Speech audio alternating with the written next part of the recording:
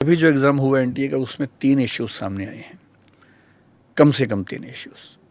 एक झज्जर हरियाणा में आया, जहां ये दिखता है कि एग्जामिनेशन सेंटर के लोगों ने दोनों पेपर सेट्स को बैंक से निकलवा के टाइम की प्रॉब्लम क्रिएट की, टाइम लेट हुआ, ग्रेस मार्क्स मिले। So this is one thing. दूसरा गोधरा में दिखा, जहां बच्चों ने पेपर लीक नहीं हुआ, पेपर बच्चों को सही मिला। उनको बताया गया कि आप कैमरे के सामने एक्टिंग करते रहो, क्या पेपर दे रहे हो, क्योंकि सीसीटीवी भी इस बार इंस्टॉल हुए थे। बच्चों से पेपर लेने के बाद पेपर सारे चेंज किए गए, जिसमें स्कूल की मैनेजमेंट पूरी तरह से शामिल थे। तीसरा केस बिहार में दिखता है, नालंदा में, प्राइमरीली झारखंड में भी, जहां पेपर लीक हुआ और एक प्रोफेसर शायद वहां पर इन्वॉल्व है। अगर इन सारे इश्यूज को टैकल करना है, एक तरीका तो ये कि हम कंप्यूटर बेस्ड टेस्ट पे जाएं, लेकिन उसकी अपनी दिक्कतें हैं, क्योंकि नेट कनेक्टेड होने से हैक करना आसान हो जाता है। तो मैं फ़िलहाल पेपर पेन एग्ज़ाम के फेवर में हूँ, जब तक हम इंटरनेट पर वैसा मैनेज ना कर लें। क्योंकि एक रशियन एंटिटी भी शामिल हुई जिसने हैक किया बहुत सारी चीज़ों को, ये भी सुनने में आ रहा है। तो हैकिंग बड़ा रिस्क है फ़िलहाल। तो हम पेपर पेन पे अगर बात करें, अगर मैं होता एनटीए में और अगर सरकार मुझे पूरी अथॉरिटी देती, पावर्स देती, क्योंकि ये भी है ना कि एनटीए का चीफ कर सकता भी है या नहीं, मुझे नहीं पता अभी फ़िलहाल। अभी हर क्वेश्चन पेपर के 2 सेट्स होते हैं। 2 सेट का मतलब है कि एक पेपर है वो नहीं तो फिर बैकअप में पेपर होता है। मैं शायद बैकअप में 1 से ज़्यादा पेपर रखता, 3-4 सेट हम कम से कम कर सकते हैं।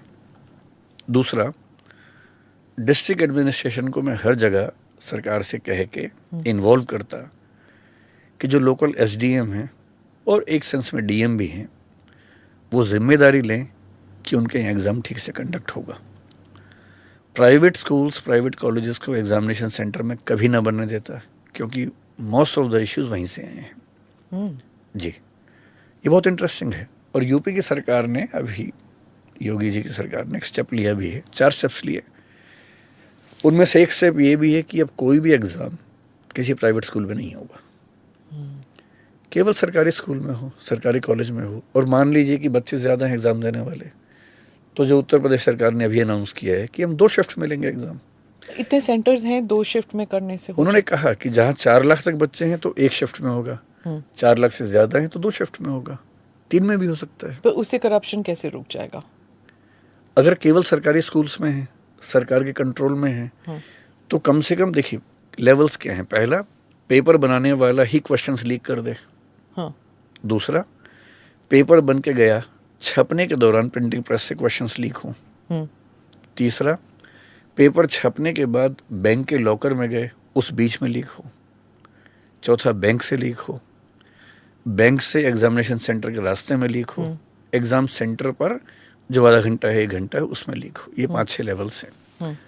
अगर आप इन सब के लिए सॉल्यूशंस निकालें तो बहुत मुश्किल काम नहीं है, निकल सकता है। जैसे अगर हम विस्तार में बात करना चाह रहे हैं, मान लीजिए लेट अस अज्यूम कि बायोलॉजी का पेपर है और उसमें 100 क्वेश्चंस आने हैं, 10 चैप्टर्स हैं।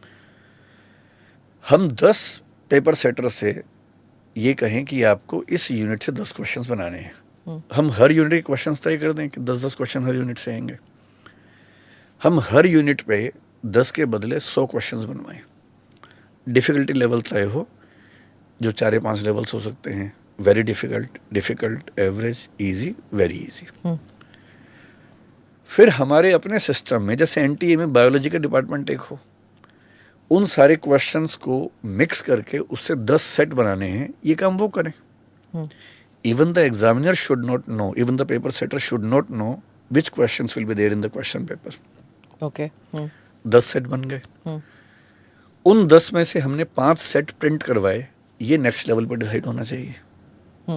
ठीक, अब 5 सेट जो प्रिंट हुए, 5 हर सेंटर पे जाएंगे, अलग अलग बैंकों में जाएंगे। अभी भी ऐसा होता है, एसबीआई और कैनरा में जाता है। तो हर जिले में 5 अलग अलग बैंक में अलग अलग सेट के पेपर्स होने चाहिए। ये जो भेजने का प्रोसेस है, इसमें क्यों नहीं हम सेंट्रल एजेंसीज को इन्वॉल्व कर सकते? अभी कैसे होते हैं? अभी थोड़ा सा रैंडम है, जहाँ तक मैं जानता हूँ। I am not very sure about it. CISF जैसी एजेंसी को ये काम क्यों नहीं दे सकते हम? हाँ, देना चाहिए। shouldn't be difficult. हाँ।